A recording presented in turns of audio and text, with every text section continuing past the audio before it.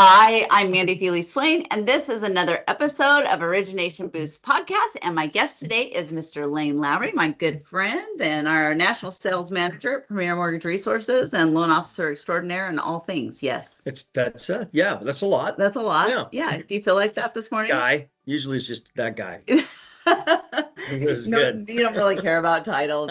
No, yeah.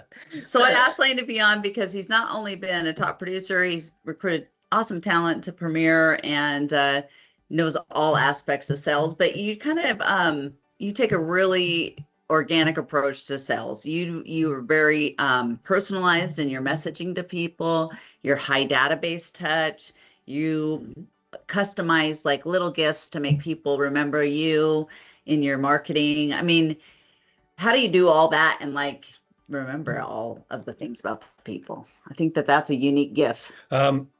I was blessed with a pretty good memory, but honestly, I use Total Expert, CRM. Yeah, CRM is. I've been in sales since I got out of the Marine Corps, and it's you have to have a good CRM. Good CRM basically just reminds you of that, so you don't forget. Because when you get to a point where you've done it that many years, your database is. I mean, there's 4,000 or 5,000 people in there, so you can't.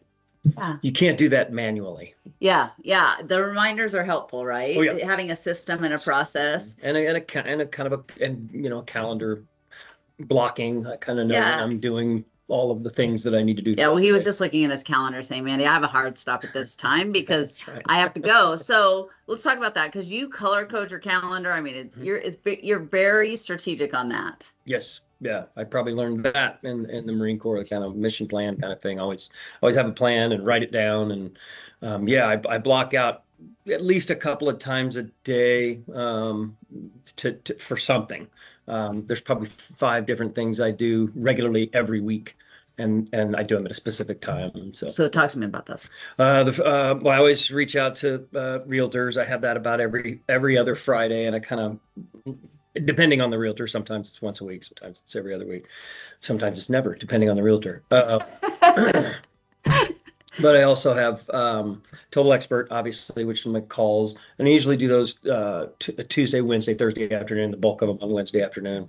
Let's see, I have a builder that I stay in touch with. I do something with them every Monday. I do a business to business where I just kind of sit and think and strategize, drive around, whatever it might be, and look for businesses that I can do partnerships with. It's just another aspect of my business. But it's always, it's pretty regimented. I try to really stay with those times and I don't book appointments on Tuesday, Wednesday afternoon, just because I know I'm going to be making the bulk of my calls. You get used to it when you do it for a while. The cadence is, it's hard. It's hard at first, but once you kind of set that precedence and then you make it a non-negotiable with yourself, right? That's when. That honestly is the easiest part, because all you have to really do is block your calendar, and then when people ask you to get a coffee or do whatever, you ask somebody, you just have it in front of you. I'm like, okay, I can't do it that time, this one or that one. And then after a week or two, it'll just remember. Yeah. And then it just keeps your life a little bit more, static, I guess, instead of all over the place, because otherwise you're going from emergency to emergency. And you don't do it from week to week. So then you let a week go by, you haven't talked to those folks, now it compounds. But you're really good at it because you've told me, Mandi, hey, if I end up having a crisis on a Tuesday afternoon or something come up or I'm on vacation or whatever, you basically stack those calls. So you're like, I have to do, instead of 2 hours of calling, now I have to stack those calls, and maybe I'm doing my working Saturday. I do. Matter of fact, I worked yesterday because I had about 60. So yes, my birthday's coming up this next week, so I need to get all of my stuff done for Wednesday. So I'm getting ahead of it. That's how we find not work-life balance, because that's kind of bull crap. But I think that we find balance by planning, and the calendar helps you do that, right? Absolutely. Yeah. Yes, that's a big part of how I keep my life sane. Without that, what you do is you just go from emergency to emergency, and you don't really have a plan. And you see it in sales all the time, where people do really good for a couple of months and then they drop off, and then they do really well again. And that's just because they're not staying consistent. Not just because, it's not always because of that, but a lot of the times you can look back to those, to the basics. You got to do the basics, and Doesn't matter how many cool programs you have, doesn't matter how many great bosses you have or rates or none of that. None of that's going to matter if you don't do the basics and sort of a 3 or 4 prong approach to your business. Well, I think some folks that we've seen maybe fail in this business.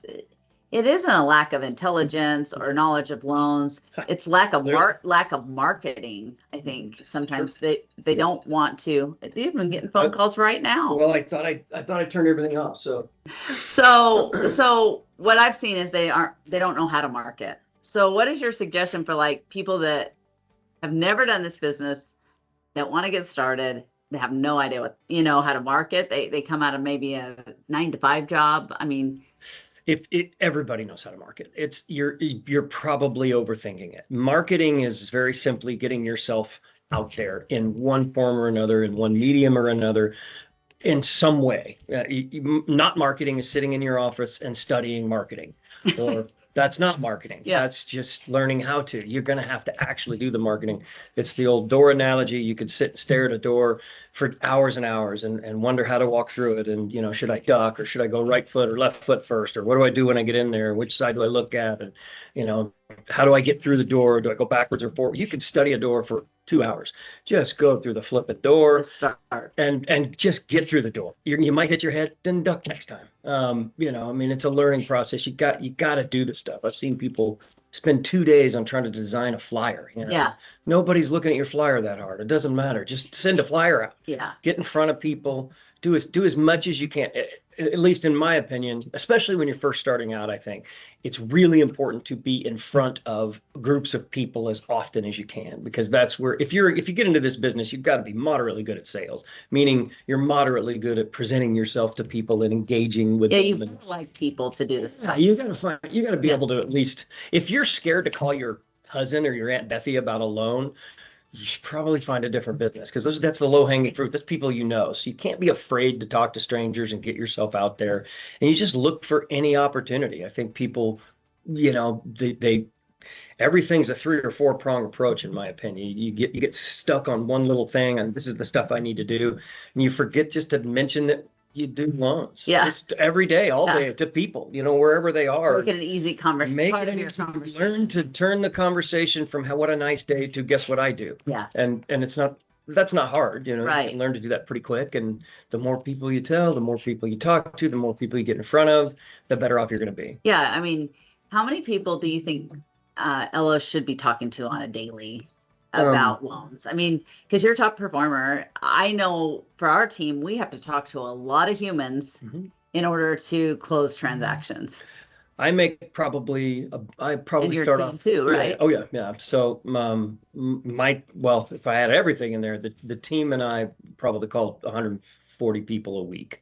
And that's everybody from people I'm working on a loan right now to a guy I met at a trade show 5 years ago, still hasn't done a house or done a loan. So it's everybody. I gauge how long or how often I want to stay in touch with that person, whether it be 4 times a year, once a year, and that's it. And until I don't hear from them 3 or 4 times, I have kind of a 3-strike rule. Then they go on some drip campaign and I move on to the next one. But you should be doing that very regularly. Your business should come from different areas, your database, realtors, trade shows, getting in front of people, business to business stuff. I mean, whatever, it should be spread out, not just one. Yeah, I think that if there's something you don't like to do, there's many options. Oh yeah. I mean, you did the trade show, even just going and meeting, getting to know people, and just to build your database when you I did those a lot. I did those I did them at least once a month.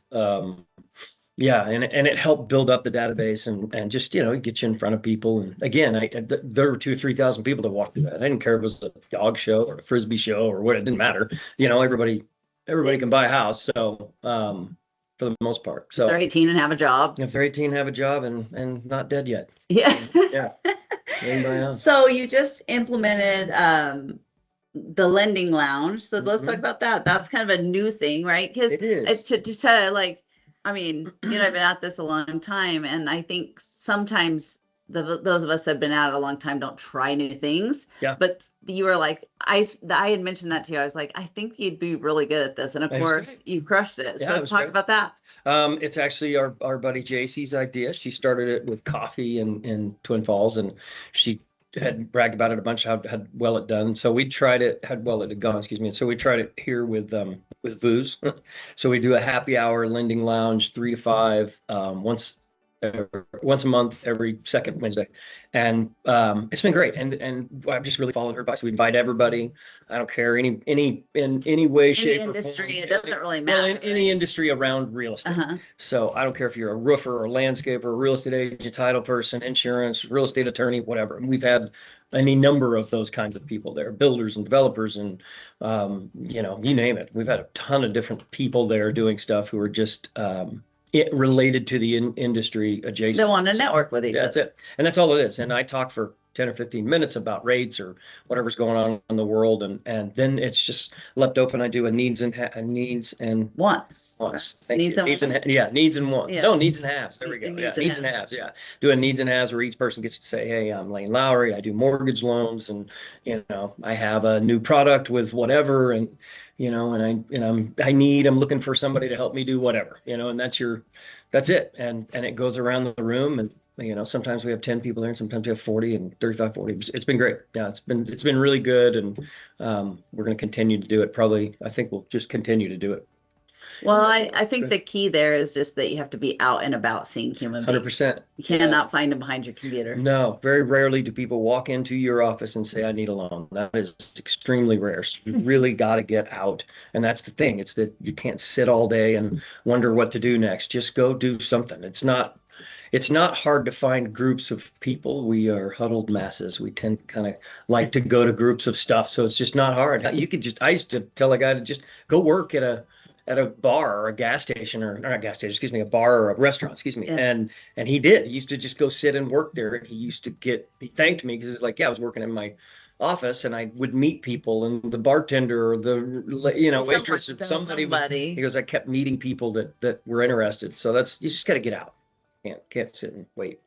So this is kind of when did you realize you couldn't grow a production alone and you needed a team? Ooh, I'm a little stubborn when it comes to that. I'm very hands-on. I don't do the face You're of a the thing. control freak a little bit, but yeah, I think when I consider myself pretty good at the art of sales, what we're going to call that, and it's one of those, if you're gonna want it done right kind of thing, do it yourself. So I've really held on to that for a long time. And my wife came on board a couple of years ago to help us sort of in the back room area and with this establishing of the files and the because her grades were a little bit different than yours, right? Right, so right, exactly. That was helpful. Absolutely. And then she got her license, and now helps me on the team with everything. And now that I'm doing some recruiting, she's running a lot more of the team, which is great. But I'm still involved with it. I've always known that I had to find the right person, and that's really key, to find the right person. But yeah, when you get help and you're able to kind of pass some of that stuff off, it's I've been very impressed. Everybody's done a great job. All the people we have on the team have really done well over the last month, while I try to, stay involved in 2 different things instead of just one. Yeah.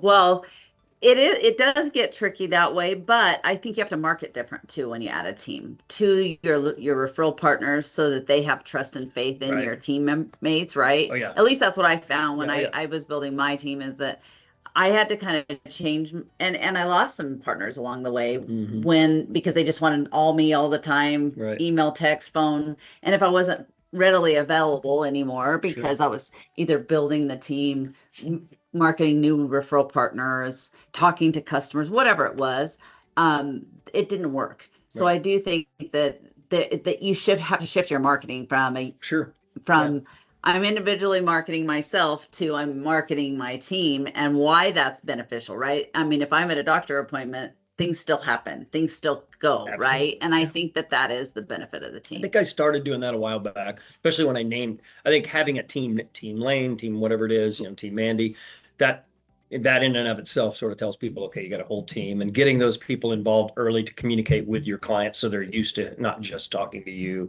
or the agents and things. So, and 30 years ago when I started, I don't think there was as many real estate teams. No. Like there Yeah, it was wasn't, individual. yeah, it Way was more really individual. individual. And so now I think that the whole team concept, Yeah, everybody. they understand on the real estate side as well as the lending side. So it makes, makes sense. Clients that are a little more, you're going to need to be a little bit more careful and diligent and explain that up front. You've got a team of people, you're going to hear from 4 or 5 different people. You can always call me if you have an issue. But yeah, if you do that up front in your communication with them, your standard sort of templated communication. Well, and I think finding the right people, like you said, finding the right people for your team, you have to find somebody that fits your personality. Right. And not everybody is they might know loans, but they may not fit with your personality or have the same sense of urgency you I think I have. found the one. And so we're still searching for other people that can put up with my personality. But we found a few stand-ins. Yes, right now. yeah, you have Willing some to- really good team members. They'll draw swords with you any day, Yeah, and they're very they work thick-skinned. really, really hard. And Right. yeah, for sure. So, what's the biggest misconception loan officers have about their database? I mean, I think that's kind of an interesting question, but I also think that let me tell you what I think is that you say your database is everyone. It's not just the person you Right, closed yeah. closed a loan Sure. for. It's like, I mean, you started back in 15 again, because you went, we're in the mortgage space, came Right. back in Right. in 15. You started again from scratch, really. Yeah, because even when I first did it, I only did it for a couple of years, and I got into that whole boom of investment market, and I ended up with this big pool of investors, and I just did not spend time, didn't diversify. I put all my eggs in one basket. So when the crash hit, I was buried. I really didn't have any real estate partners, and I learned from that to not put all your eggs in one basket. I have builder business right now, but I'm very keen not to put all of that in one basket. I handle them like, they're the only client I have, and truthfully, they're the only builder I work with, really, for the most part. But you have to, that could be taken away tomorrow. So you really have to make sure that your team is prepared to kind of keep itself going, in light of whatever might happen in the market or whatever. So it's the database to me is any person that, any person over the age of 18 and that's not dead yet. That's a client. I mean, honestly, the more I bet I have 30 really good friends that are in my database, but it's people I don't talk to every day. And it's, just reminds me to, hey, how's Chris Gerano doing? Or I'll send him a bit, a little, hey man, I hope you're doing well. And, just so they're slopping mortgages or whatever. Just kind of, you're not trying to sell them a home loan. You're just trying to keep them present, right? Keep top of mind. Hey, don't forget I do this, because there's nothing worse than running into your neighbor or your friend or whatever, and then in there, oh my gosh, I forgot. I just had my dad did a loan, and I could have, I could have. It's the worst. So it's the happy medium between the annoying Amway person and the, and actually just reminding people, hey, that's what I do. Yeah, I think that's a good point, because there was a survey or statistic done that people that got their home loans and really loved their loan officer and were happy with their loan officer, but the loan officer never mailed to them, never called them, never followed up. They really liked them and would have used them again, but out of sight, out of mind. 100%. And when it came back 7 years later, they were selling their house and going to move. They were like, what was that person's name? And then they go with maybe whoever their new agent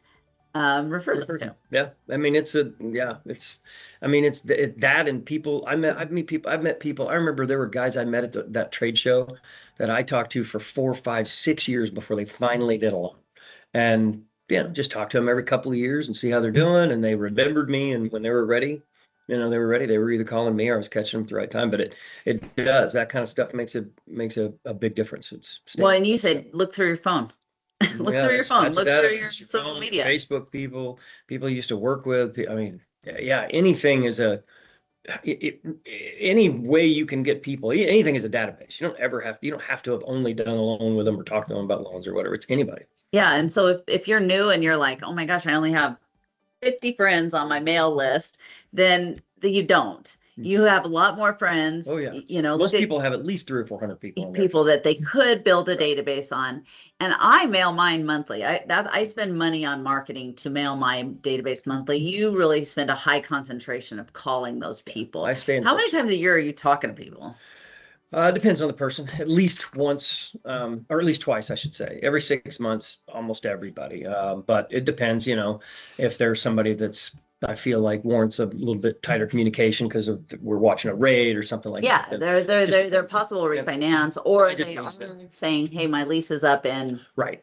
you know. Exactly. Or, I did a loan for them. We got them at a 4.5% rate. Then that's probably not somebody I'm gonna talk to every week. They're good for a They're while. good for a while. Yeah. So yeah, it just depends. But the key is to always make sure that it's whether it's twice a year or twice a month, it's you got some kind of task in there to keep the ball moving down the field. Well, we kind of talked about this. They wanted me to rapid fire you with questions, but we already kind of talked about this one database activity you'd never skip.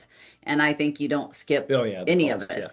You know, your task and Total Expert are kind of like your holy grail. You don't skip those, you work those. Even if, hey, if you guys have a team out there, you can also redirect your team to help you with that, Absolutely. right? Yeah. To make those calls. As a matter of fact, there's somebody on my team that's going to be getting that duty. I'm gonna have them kind of start focusing on local businesses and reaching out and doing that very thing. So well, and you did that and reaching out to local business, I think is a cool thing to talk about, because that's something a lot of people just think they have to go down the realtor path or the database path. Oh, yeah. You also Nobody talk does that. to local businesses that are locally owned, and you promote homeownership because those employees are likely to stay longer at the employer. Employee right? retention is a really big deal, and so it's an easy thing to sell, quote unquote, because you're not really selling anything. Doesn't cost them money. I don't do contracts with them. I just, however you want me to be involved.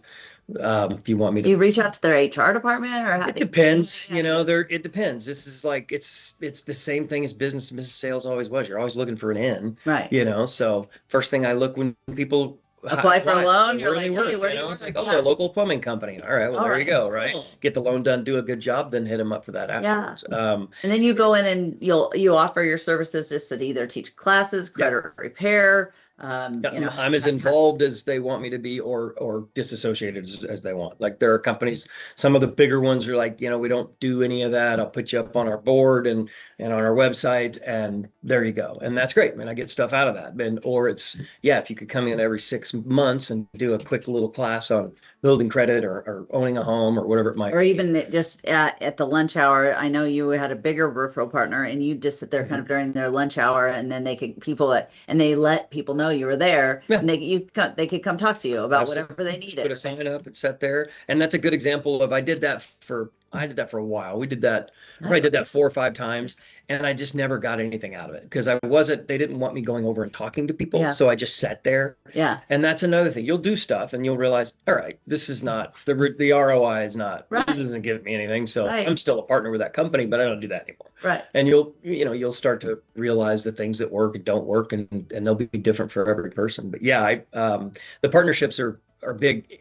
It's still, most people in this world still think you're trying to sell something. So you have to kind of find the right person at the right time, and generally stick with the local companies. If you get into something that's really big, then that's really hard to get into. But HR department is usually a good place to start. Office manager, I'll just walk in. I have a letter that's put together, and I'll just walk in. I had a really big engineering company where I walked in and left. I asked her who's the person in charge. She told me. I actually looked it up online. I think I take that back. And I looked it up online. The guy was an office manager. I went in and just left the letter for him. And it was KW Engineering. It was a big one. And they called. I did two presentations, and one of them was they have like 9 offices, and they brought them in on a Teams call. So got a few deals out of that. And matter of fact, we're doing another one fairly soon. So it's anything you can set up that gets you in front of people. I like being in front of people organically. That's the kind of easiest thing. Well, and credit repair is a great option for a lot of people to talk about, because they don't even know what credit is, right? They get their credit pulled from one of the online sources, or they'll go and get a car loan, and they're like, I've got this score, and then we automatically pull it, and it's not that score. Right. And so I think the education of credit reporting, credit options is a great way to have that conversation. If they're like, we don't want to have first time home buyer. Well, let's just talk credit, right? And then another option for people as an idea is the MI companies, the mortgage insurance companies, offer a lot of programs to support home ownership. So you utilizing your MI companies to help you give a resource. I think that's a great option too. If you're not really sure how to or what to talk about, the mortgage insurance companies have are a great option. Yeah, there's, well, in ChatGPT, man. I mean, it's works great. Just tell you want to come and talk about something. It's pretty good. But Yeah. yeah, any of those things, home ownership. I did one at a law firm. Did a couple actually, where we talked about investment purchases. It can, I mean, the crowds are different, so it just depends. So you coach a few loan officers for PMR, Mhm. and so what does that look like for you? What's your best advice if they're trying to get started and or they feel a little stuck or they're not seeing the momentum? Kind of what's your advice to them? Get out in front of people, stop overthinking it, just drive around and find things to go to where people are. That's what I would say. Get your name out there, make a point to talk to at least 10 people a day, not people you pick up the phone and call, but people you just run into, Sure. people that you know, wherever it is. I mean, I've done loans for people I met at a gas station, literally. So you know, try to get out there and just get yourself in front of people. You can work on agents, of course, but remember that's a third of your business. So agents, talk to everybody in your family, see where they work. Hey, do you know anybody that needs a loan? Try the business to business stuff. Find out where every one of your friends and family works and say, hey, do you know the manager over there? I'd love to talk to him about this. Yeah. I mean, you know, just get out and start doing stuff. The one thing I tell them is to just start writing a list. Just hold this notepad with you for a couple of weeks, and everything you think of regarding mortgage, write it down. Everything, whether it's you need to do a new business card holder or a new briefcase to, you know, I want to, you know, talk to 10 agents, whatever it is, write everything down. And then after a couple of weeks, go through and pull everything out and put them together in, you know, whatever kind of format you want, loop the similar things together, and then give yourself a date and give yourself, okay, I'm going to do this by this date, and then start to have a plan and then stick with it. And if you do that for a few weeks, you'll be, you know, getting gas going, oh, wow, I should do this. And then just write it down and you'll start to come up with a pretty good plan. Yeah, and I sometimes text emails to myself or put it in my notes on my phone because then it's gone. Yeah, you know, like you have an idea, you have an idea, and you're like, oh shoot, I should have written. I had a good idea and I didn't write it down. And then you're like, what? My notes are there's probably 30 notes on that phone, and I take applications on it. Yeah. That's where I put my notes for my clients. If I'm talking to somebody and I'm not in front of a computer, or I just have today, and I'll have 15 things that I got to do today. Well, and let's talk about overcoming objections, because you are like very, very good at overcoming objections, whether it's, I don't want to buy yet, I don't like the payment, I want a lower rate. Mm-hmm. Whatever their objections are, you're really good at overcoming objections. And I think you're also good at selling your value versus competing with other lenders. Yeah. So let's talk about, because you're very definitive on how you feel about those subjects. Yeah. Yes. But yeah. Yeah. I don't like doing price stuff. That's, you get into that, you're never going to do well in the business. It's a service. You have to sell kind of what you're doing and why you think that you do a better job than other people. One of the tricks is to you have to put the person at ease. So I treat everybody very personably. Yeah, you do. And not very business. You're a really good listener. If they've got 3 dogs, you're paying attention. Oh, if yeah, they've got 3 exactly. dogs. Or if they've got kids and they're excited about their kids going to college or whatever, you really take note of that and stock in that so that you stay connected to people, right? That's the stuff I put in my notes, because it is, they say don't take this business personally. Well, you should, absolutely. I mean, it's not a pair of shoes, it's a house, it's a big deal. So you should get personally involved with the people you're dealing with. And I think when you do that, you can't always, there's a fine line between always be selling and overselling, and, talking about how the competition won't do this and do that, and how we will sometimes be careful about that, because you can also say, you know what, they do a great job. Yeah. I've heard great things about them. I'm sure they're going to be fine. I do that. We have preferred lenders with a builder I work with. It's like, hey man, I know that guy. Darren does a great job, and he'll be good. And you can't go wrong either way. I think the little differences are, hey, it's 7:00 and we're talking. You're not going to talk to him at 7. That's a little bit of a difference, and I'll give just little things, right? But put them at ease to where they're not immediate, because immediately everybody again thinks you're selling them. So you have to, they're going to get their defenses up. But if you kind of talk to them like it's just a normal person and not somebody you're always selling, they'll feel a little bit more More at inclined ease, to, right? yeah, more at ease, and they'll trust what you're saying. And no, that's just another approach. It doesn't mean everybody's going to be that way, but to me, again, I try to put people at ease by reading how they're reacting, reading what they're saying, and Some people because are like clinical. They just like give me a some loan people are like that. Yep, and you need to that's be able fine. to Yeah, recognize that so chameleon. that you can meet their needs because they just want to clinically Yep, done. I need the loan. I need it now, and I need to close by this. absolutely. Are we good to Yep, go? yep, Or some people really need nurtured and right. loved on throughout that process. And I've had clients call me like after we've closed, and they're like, "Mandy, I feel so weird. I don't talk to you all the time, you know." Oh yeah, And I think that that's a good relationship. If sure. you've had a good relationship through that process, especially for you, you have a lot of clients that are actually building custom homes, so you're in that relationship For for a long much time. Yeah, longer than months now. maybe somebody that has a 30-day closing. It's a lot different Yeah, I relationship you got build. this. You have to stay on top of that every, yeah, you really do. And you're going to get people who are not like, that's fine too.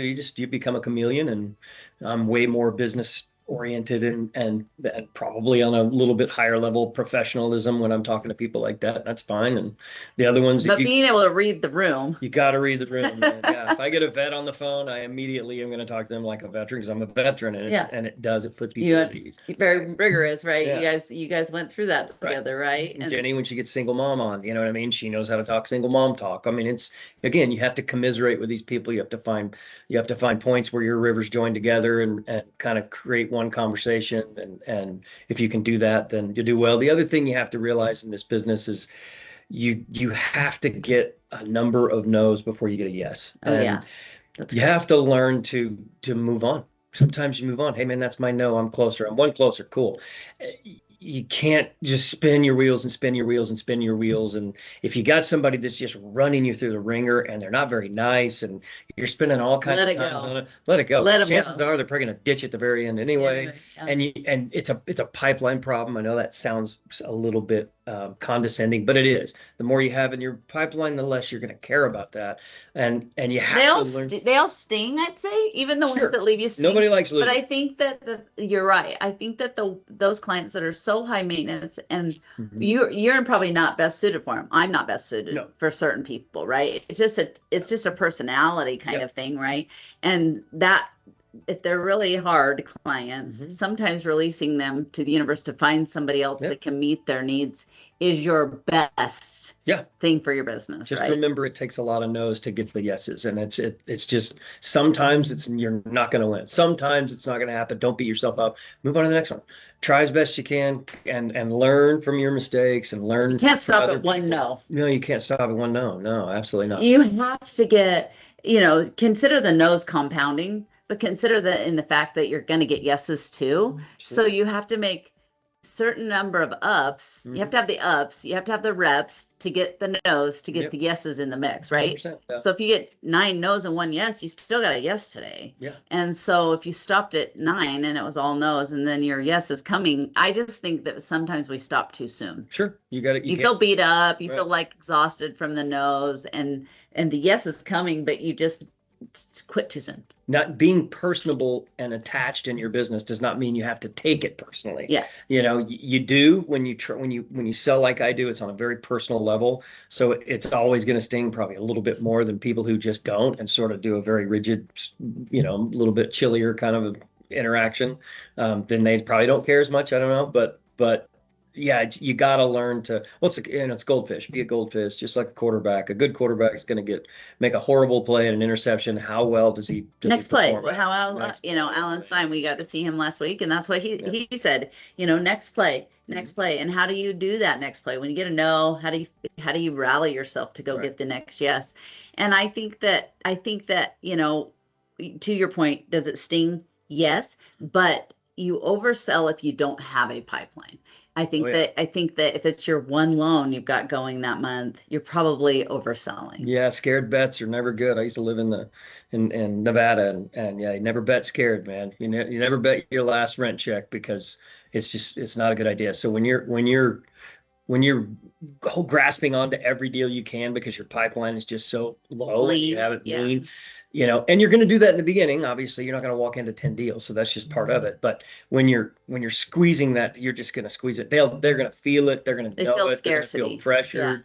They're going to feel like, yeah. I mean, again, it's that fine line between making sure they know that they're a very important client and making sure they understand they're not the only one too. And so you're okay, you just Yeah. don't pressure them so much. And you want them to think that you're a little busy, right? Because if you have all day, every day to spend with them and nobody else, you're probably not doing a very good job. So, Right. Well, and just setting expectations Sure. with those customers too.